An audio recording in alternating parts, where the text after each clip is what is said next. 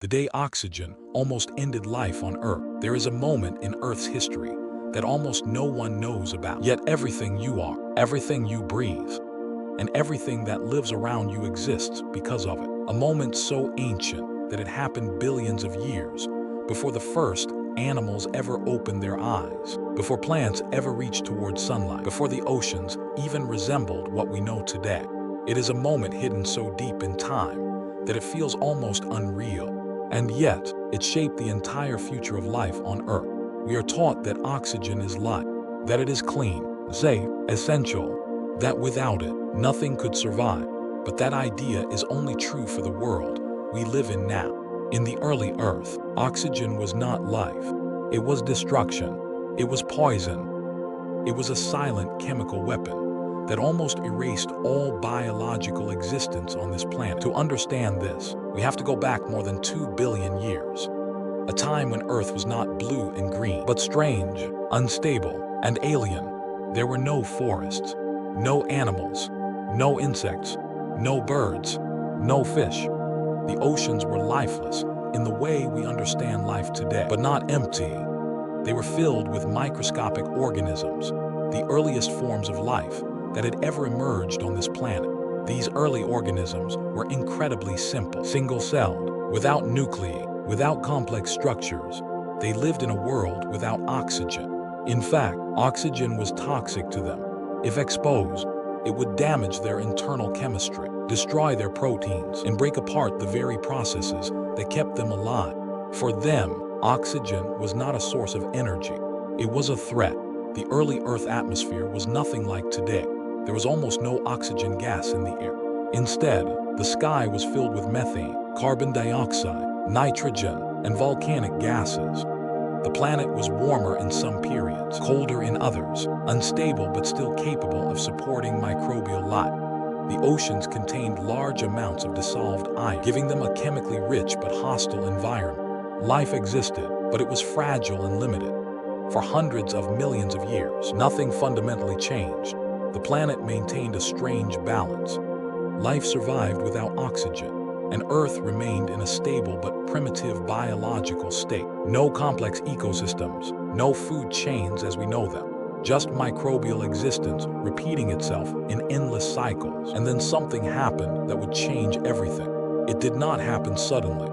There was no explosion, no dramatic moment where the planet shifted in an instant. Instead, it began with a microscopic innovation, something so small that it would have been invisible at the time. Certain bacteria developed a new capability. They learned how to capture energy from sunlight. This process, which we now call photosynthesis, allowed them to use carbon dioxide and water to create energy for themselves. It was one of the most important biological breakthroughs in Earth's history. But there was a consequence, a byproduct, something that these organisms did not intend to create: oxygen. At first, this oxygen meant nothing. It was simply released into the surrounding environment in tiny amounts. The oceans immediately absorbed it. Dissolved iron in the water reacted with oxygen, forming iron oxide, essentially rust, which sank to the seafloor. In this way, Earth had a natural chemical system that removed oxygen from circulation before it could accumulate. For a long time, this system worked perfectly. Oxygen production increased slowly, but the oceans and rocks absorbed it just as efficiently. The balance remained stable. Life continued as it always had, unaware that it was producing something that could eventually destroy it. But life always expands. It multiplies. It spreads into every available environment. And as the number of oxygen-producing organisms increased, the amount of oxygen being released began to exceed what the Earth could absorb. At first, the change was invisible. There was no sudden warning sign. But chemically, the planet was approaching a threshold. The oceans were becoming saturated with oxygen. The iron that once absorbed it was running out. And once that buffer disappeared, oxygen would have nowhere to go except into the atmosphere. When that happened, everything would change. As oxygen began to accumulate in the air, it started to react with the planet in ways that no existing life had evolved to handle. Oxygen is extremely reactive.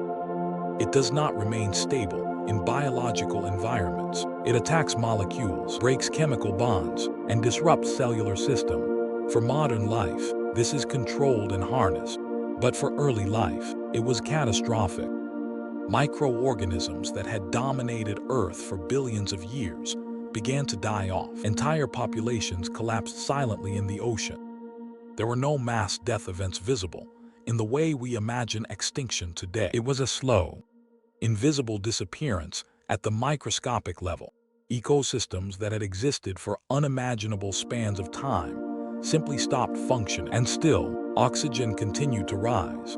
As it entered the atmosphere, it triggered another chain reaction that would make the situation even worse.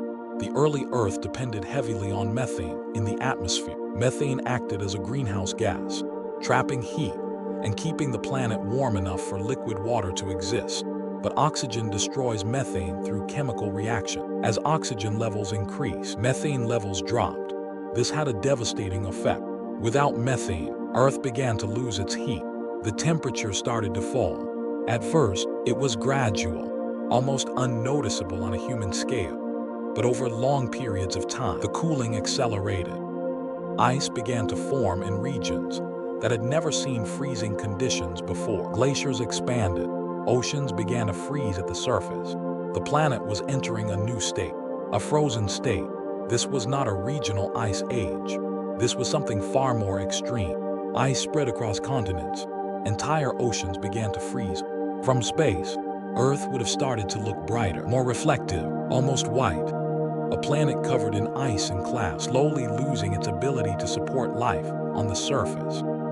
This period is now known as one of the earliest snowball Earth events, a time when the planet may have been almost completely frozen. But for the organisms living through it, there was no name for it, no understanding, no explanation, only survival or extinction. Most life could not survive these conditions. The combination of oxygen toxicity and global freezing wiped out enormous portions of early ecosystems. Entire branches of life disappeared forever, leaving no descendants. And yet, beneath this catastrophe, something important was happening. A small fraction of life was adapting. Some microorganisms began to tolerate oxygen instead of being destroyed by it. Slowly, primitive biochemical systems emerged that could use oxygen in a controlled way, not as poison, but as part of energy production. This was not immediate evolution in a single generation. It was a slow, desperate adaptation across countless cycles of life and death.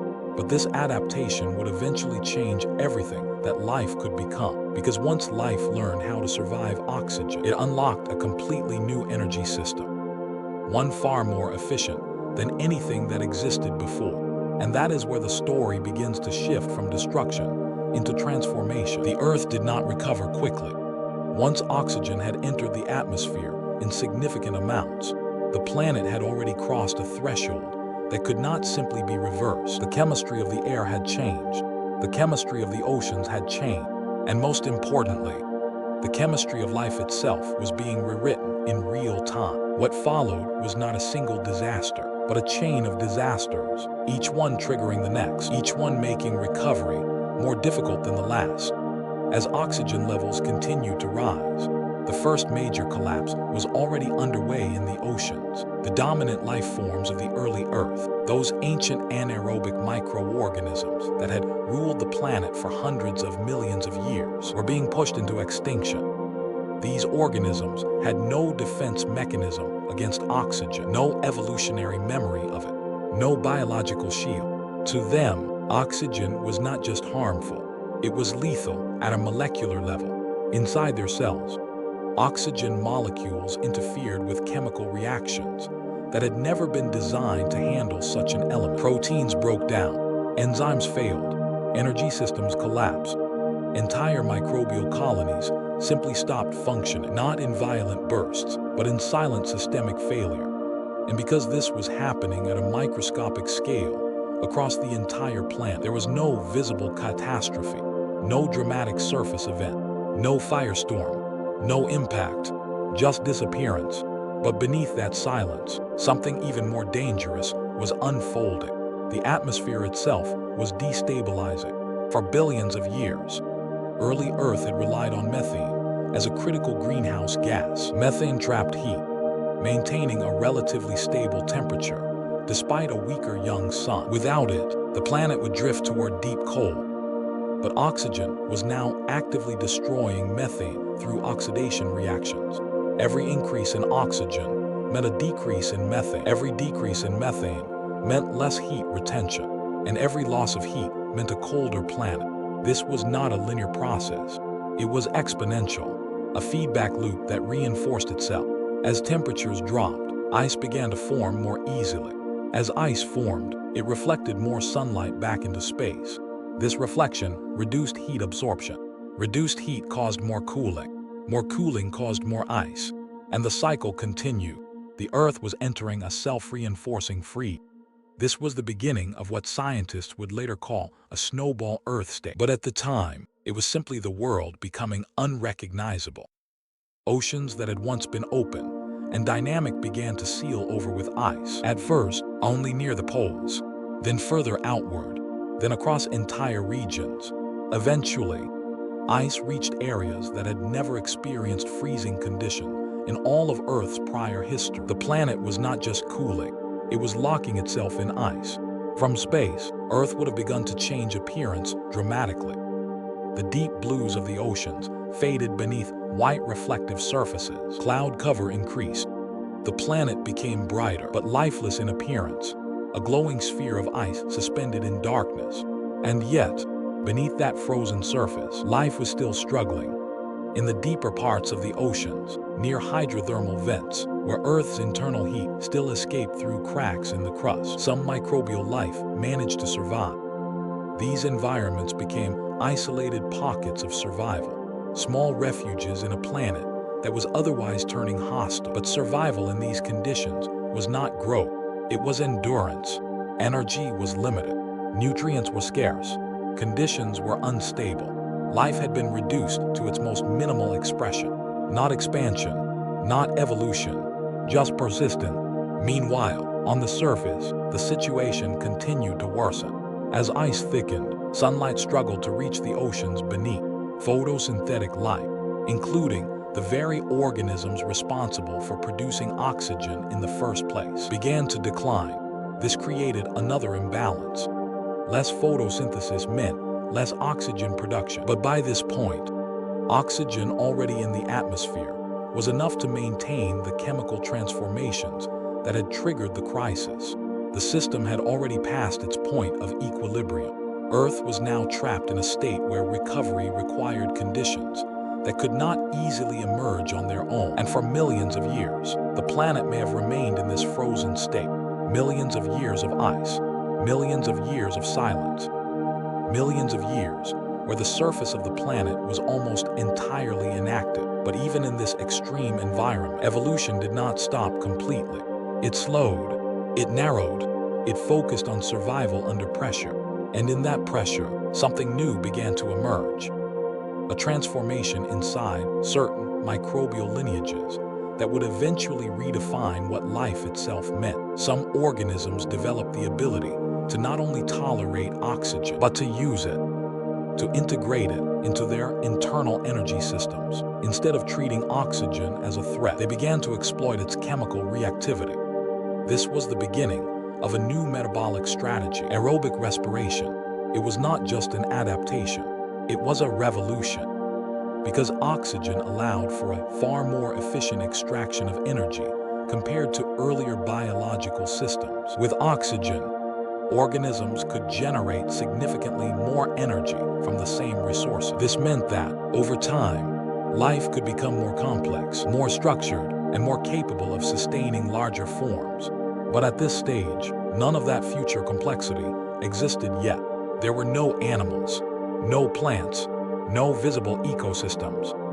Only microscopic life, slowly experimenting with a dangerous new chemical reality. And still, the planet remained unstable, because oxygen, even as it enabled new forms of survival, continued to reshape Earth in unpredictable ways. The same gas that was destroying methane was still present in large amounts. The same gas that caused global freezing was still altering atmospheric chemistry. And the same process that had nearly erased all early life was still ongoing, just at a different stage of balance. Earth had not been healed. It had been transformed into a new kind of planet entirely. And in this transformed world, life was no longer defined by simplicity. It was now defined by adaptation, by survival under conditions that should have been impossible, by learning to exist in an environment that had once been lethal. But the most important change had not yet fully revealed itself, because once life learns to survive oxygen, it becomes something completely new, and that change would determine everything that came after. For a long time, Earth did not return to what it once was. There was no reset button, no return to the original balance, no restoration of the ancient world that existed before oxygen changed everything. Instead, the planet moved forward into a completely new state of existence, shaped by the consequences of its own biology. The freeze eventually began to weaken, not because the crisis was resolved, but because Earth itself slowly adjusted. Volcanic activity continued beneath the ice. Heat from the planet's interior never stopped. Over immense periods of time, carbon dioxide began to accumulate again in the atmosphere, slowly rebuilding a greenhouse effect strong enough to weaken the global ice coverage. The snowball Earth state did not end in a single moment. It collapsed gradually, unevenly, in stages that would have been unrecognizable to any form of life living through it. Ice retreated, oceans reopened, sunlight once again reached deeper into the planet's surface waters. But what emerged was not the same Earth that had existed before the freeze. It was a transformed world, and life was transformed with it. The organisms that survived the oxygen crisis and the frozen catastrophe were not the same as those that had dominated early Earth. They carried within them the results of extreme selection pressure. Billions of years of evolutionary dead ends had been erased. What remained were the rare lineages that could tolerate oxygen, endure environmental instability, and persist through near-total planetary collapse. This was not just survival. It was filtering at planetary scale. Oxygen had acted as a gatekeeper, eliminating vast branches of early life, while forcing a small subset to adapt in radical ways. And now, those survivors began to expand to the newly available environments. As oxygen levels stabilized in the atmosphere, something unprecedented began to happen inside these surviving organisms. Oxygen was no longer treated as a threat. It was integrated into metabolism. Inside cells, oxygen was used to break down nutrients with far greater efficiency than any previous biological process. This was aerobic respiration, and it changed everything. Energy production increased dramatically. Organisms that once operated at microscopic simplicity could now access enough energy to support more complex structures. Over time, this led to increased cellular specialization, then multicellularity, then organized biological systems. But this transformation did not happen quickly. It unfolded across vast geological time, in steps so slow that no single generation could perceive the change. Still, the direction was irreversible. Life was becoming more complex because oxygen made it possible, but this same oxygen had once nearly erased all life entirely. That contradiction is one of the most important truths in Earth's history. The same element that destroys also enables. The same process that collapses systems also creates new ones. And nowhere is this more evident than in the rise of oxygen-based life. As the planet stabilized, new ecosystems began to emerge. Not instantly and not fully formed, but gradually, as microbial life diversified and began to occupy new ecological niches. Oxygen-rich environments allowed for more energetic biological processes, which in turn allowed for greater biological diversity. Eventually, this led to the emergence of complex multicellular organisms. Plants would later evolve mechanisms to harness sunlight more efficiently than ever before, producing oxygen at scales that would permanently shape the atmosphere. Animals would evolve to consume oxygen directly, relying on it for survival in ways early life could never have imagined. But all of this future complexity traces back to the same ancient turning point, A moment when microscopic organisms began producing oxygen as a byproduct of sunlight-based energy. A moment when Earth's chemistry shifted beyond its original balance.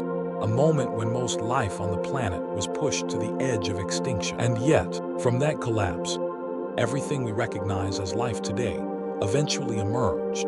The world that exists now is not the original Earth. It is the result of a filtered survival process. A planet reshaped by oxygen.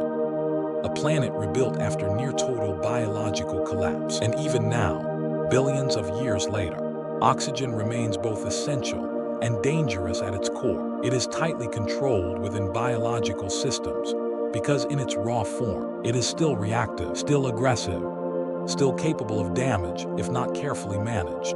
Every breath we take is the result of a balance that took billions of years to stabilize, a balance that once did not exist, and a balance that almost never formed at all. If oxygen had continued rising uncontrollably in those ancient oceans, if the freeze had not stabilized, if the surviving organisms had failed to adapt, then Earth might have remained a lifeless or nearly lifeless planet forever. There would be no forests, no animals, no oceans full of visible life, no human beings asking questions about their origins. Just a quiet planet of microbial remnants, or perhaps nothing at all. Instead, Earth passed through one of the most extreme transformations in its history and emerged on the other side with a completely new biological framework. And that is why this event matters, because it was not just a moment of destruction. It was a moment of selection, a moment that determined what life could become and what it could survive. Today, oxygen feels harmless, familiar, ordinary, but it is not ordinary. It is the product of one of the most dangerous transformations in planetary history, a transformation that nearly ended everything. And yet, without it, nothing that exists today would have ever begun. The air we breathe is not just life. It is a reminder of a world that almost ended before it ever had a chance to truly begin.